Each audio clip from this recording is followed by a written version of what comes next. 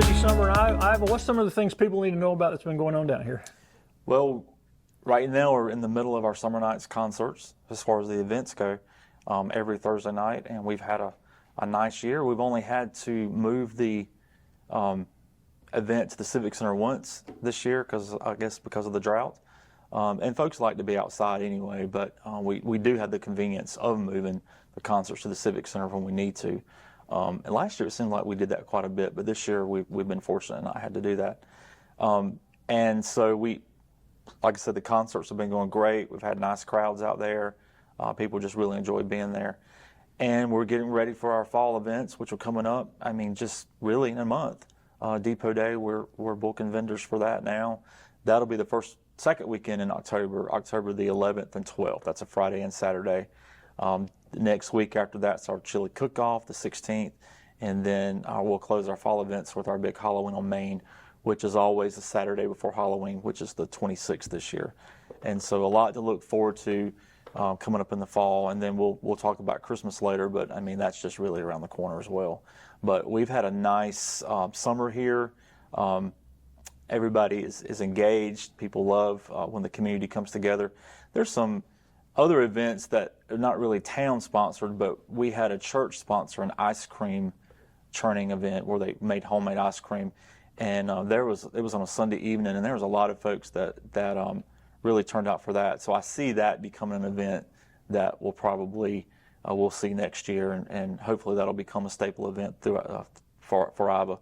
And then one of the local classic car enthusiasts here sponsor it's not necessarily a classic car show, it's more of a drive-in or cruise-in.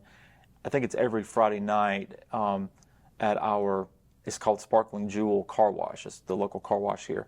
And so that's been a nice event for folks to do on the weekends. Y'all become sort of a big car place. I mean, y'all have lots of classic car folks down here, don't you? We do. And in Depot Day, we have the festival, but we also have the Depot Day car show where there will be anywhere from 200 to 300 classic cars that'll come out, and that's in conjunction with Depot Day, and that is a big draw, and people enjoy that. I mean, they bring their car in the morning, and they just sit out throughout the day, and people come look at the cars and everything else. But the event itself, there are drawings for different things. Most of them are car-related items, and then I think there's a 50-50 drawing that helps fund the car show year over year, because it takes a good bit of money to put these things on, because we have a spring car show and a fall car show. To give a plug for the town of Star, they're having their fall festival the first weekend in November, and they do an excellent job. It's at their Star Walking Track, and their organizers are getting things ready now. You could probably follow it on Facebook. I think it's under Star Events, but we like to work with them. The town of Star and the town of Iowa have an excellent relationship. We have for years, and the mayor up there and our mayor talk quite a bit, and we're basically the same people. We all go to church together, we go to school together. It's the Star Iowa community, so we love to support them as much as we can, and they support us as much as they can as well. So I wanted to make sure that people knew about their event coming up. Somebody told me that the recreation program down here is really growing, and it won't be too long before you might need some more space. Is that right? It is. I always try to brag on the recreation department because the coaches and the leaders do an excellent job, and they stay very involved with the schools. They scout out good talent, and they also prepare kids for school sports as well. So it works out really good. But the Parker Bowie complex is well maintained, it's well kept over there, and they are expanding. And of course we have our stuff here in the city too that they use, and we work and collaborate together with them. And yeah, it is a great program, well organized, well ran association, and we're proud of them. Let's talk about downtown. Let's start with the dime store. Where are we at on the dime stores? Well, we're trying to get that started. The city has used that building as storage, and it's very convenient because when we have our events, we just roll our stuff here and there, and Christmas, Halloween decorations, and all that. So, we hate to lose that building because it has been so convenient. I don't interrupt you, but the city of Anderson used to do that with the Chicola.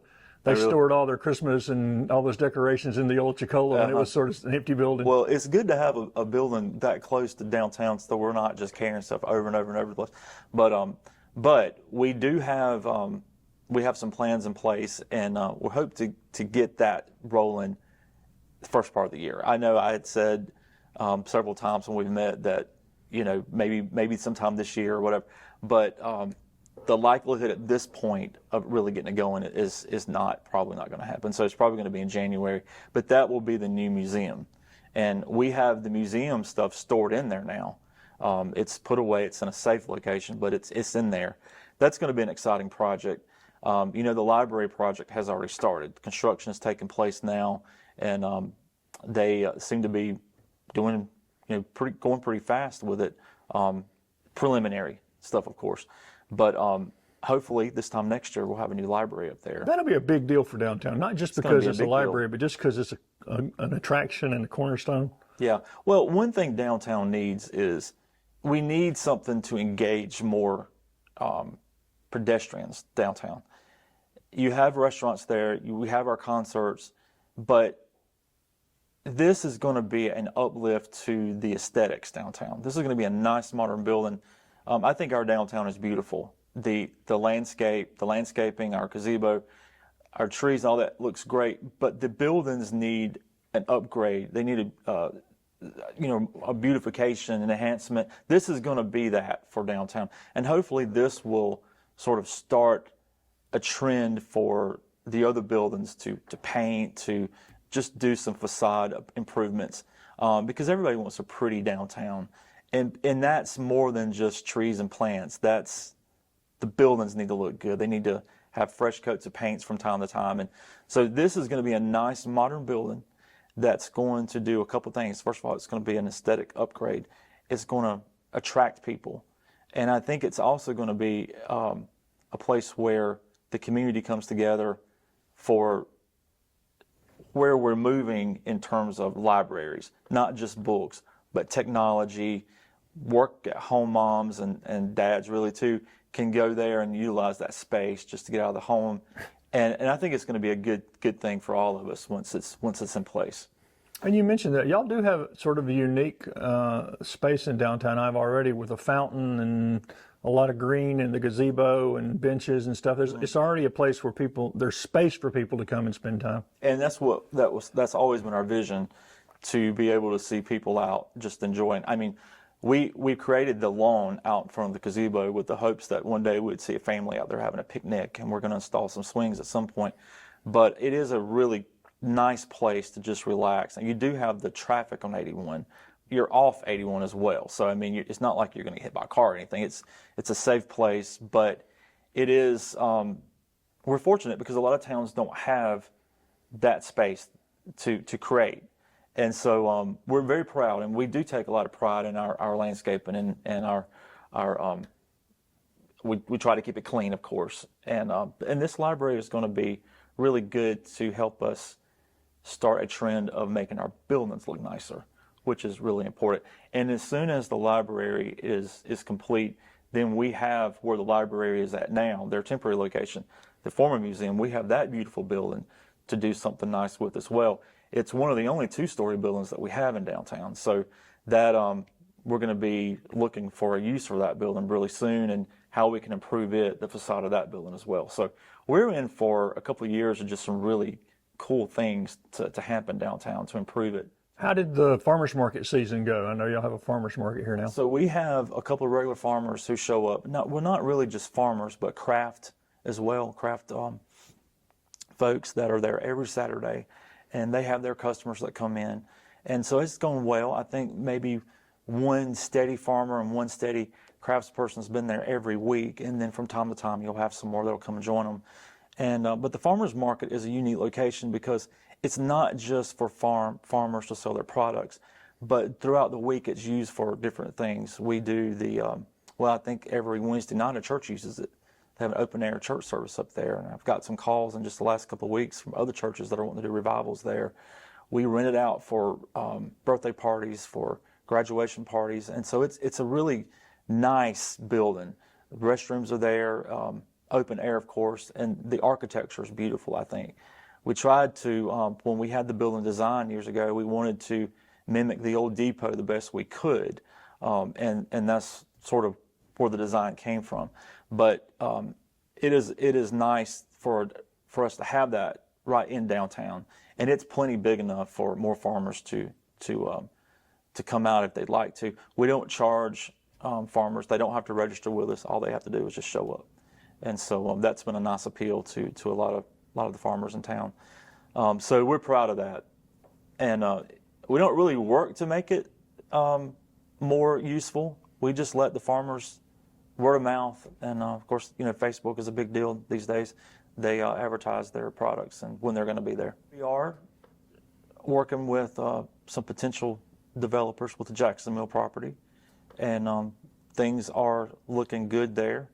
And at some point, we'll be able to share more information on that. But that is really the hot topic.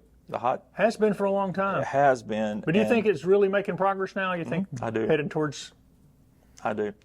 And a lot of that is because of the growth that is not only happening here, but the potential of growth headed this way whenever it happens. I think Lake Secession growth is good for Iva. And then just all around, you see houses going in and talk of more subdivisions in this area. So this is the place for a developer to do something. The Jackson Mill property will offer a developer tax incentives. We have infrastructure there, and it's just a good location. And we don't want just anything going out there. Obviously, it's got to be the right development. But yeah, I think we're in a position now to where we're going to be talking to the right developers who will bring the right product there. On one of the videos, maybe last year or 2 years ago, we were talking about the Jackson Mill property, and the county reached out and said we want to help. And so when the time comes, what happens on that property benefits the city, the county, and the school. So I hope all three of us can collaborate on what's going to be best for the property there. But yes, the county has offered to provide resources to us. I know the state will as well. Have not got to the point to where we've had a conversation with the delegation about that property, but when the time comes, there's no doubt that we will all work together, because that's going to benefit, number one, it's going to benefit our community, our citizens, but in terms of taxes, it's going to benefit all of us. And so I know our mayor and our council are very directed to make that a priority for the next couple of years to get the right development there. You mentioned schools. They're at capacity, I think. Kathy They was are saying at the other capacity, night. yeah. So that's an indicator that things are growing around here. Yes. Will that help attract more stuff to see those numbers in the schools? I think so. I think it will. And with the schools, at some point, they're going to have to look at when do we look at building a new school here? When is the numbers going to indicate that we're trending in that direction? And I think that's really something that we'll be looking to do in the near future, the planning part of it, which is exciting. But again, I'll say this: the Iva community, we pride ourselves in being a rural community. You have to have a population to support things that we all want. We hear from time to time, so we need a Lowe's here, we need a Walmart here. Well, we do, and that would be nice, but the population doesn't support that now. So to attract those kinds of things here, the population has to support it. We don't want to be a large community. We like our farmland. We like being close to the lakes. We like to not be so densified here. But in terms of growth, it's going to happen here. And I think that all of us have been pretty careful about planning for it and having our policies in place to help us when the time comes mitigate through it and manage it well. And I think we're all in position to do that. We're never going to have a large influx of population moving here, but we have to work to build our population here in the right way. And Iva's got some growth going on now. We've got some houses being built here and there, whatever, not in subdivisions or anything like that. But in order for the town to sustain itself, we have to have growth. We have to have a new tax base or our water sewer. We have to have additional customers in order to sustain it. And so I think we're doing it the right way by not adding too much, because we would not be able to support that. So we do it slowly. It's well managed and well planned. And I think on average, maybe 5 or 6 new houses a year. And they don't just pop up. They've been talked about. We make sure everything's in place before we can do it. And I think that's about the only way we can do it. We've worked with our developers and building houses here that are, we hope, pretty, that look nice, that provide a good place for a family to live. We want them to aesthetically, look good for our communities, because we want Iowa to be a beautiful town. And so I think we're moving in the right direction, slowly, but moving in the right direction. But all of these things have to happen in order to have the Jacksonville property developed commercially. And so I think we're moving in that direction, and hopefully soon we can talk about what's planned for that property. This kind of growth also offers opportunities for like locally owned businesses too, though, correct? It does. It does, because Iowa has survived on our local businesses, and nobody wants to threaten them at all. In a small town, in a small community, you have your local businesses that have been here forever, that have paid their taxes, that have provided the resources, that have been staple for so many people. You don't want to do anything to harm them or to threaten them or anything like that. When the community starts to grow, I guess that fear, well, if a Walmart comes, is it going to shut down all your dollar stores? Is it going to, if Ace Hardware comes, is it going to shut down your local hardware store? We don't want that to happen. We want to continue to support who has supported us. And I think our community is very understanding of that. Our community supports our local businesses. But when development does occur, we have to look at how does that help our local businesses? Is there a way to make things work so that it provides additional services and products, but at the same time, is our local businesses, how are they affected? And hopefully, at the end of the day, we can say, well, everything supported each other, and the overall beneficiary of this potential development will be the citizens of our community, or the residents of our community. That's a hard thing to navigate through, and we don't really know what it's going to be like until it happens. But I know that our mayor and council are very dedicated to taking care of what's here, because they've taken care of us, and that's important. But we'll figure all that out as we navigate through these developments if they occur. And Iowa's probably the quietest of the towns in the entire county, and that's what you're talking about, the challenges of maintaining that but growing, right? Yes. Yeah. We have been sort of quiet in terms of our developments here. Well, even just the town itself, there's a quieter. All the other towns, there's just noisy. Everywhere else, there's just so much traffic and so much noise. And I know even coming in here today, it was like, it's just quieter. Mm-hmm. Well, and people like that. People like a nice, quiet town. It's not always quiet. I mean, we get complaints, cars flying up down the road sometimes. And of course, with downtown going through some development now, you've got, construction here and there. But for the most part, it is a quiet town. So the weekends, very quiet, very quiet. And a lot of people have moved here because of that. It's not a bustling town in terms of like downtown Anderson or downtown Greenville. I mean, it's very, very quiet in terms of that. But at the same time, there's activity here. There's signs of growth. There's energy here. And we have more people that are moving here. But again, it's at that managed rate so that it doesn't all happen at once and we can't control it. We want growth, and we have to incentivize that to make it happen here. And we're at a rate now to where we don't have to incentivize as much. People really want to move here. I just bought a house here. I love it. I love it here. Been here my entire life, and it's a great place to be. I don't think you can say it's a hidden treasure, because we certainly are not a hidden community. We have a lot going on. But in terms of people in the north part of the county or even in the city of Anderson who may not know Iva, it's really a good, charming little community with good people, with great people here.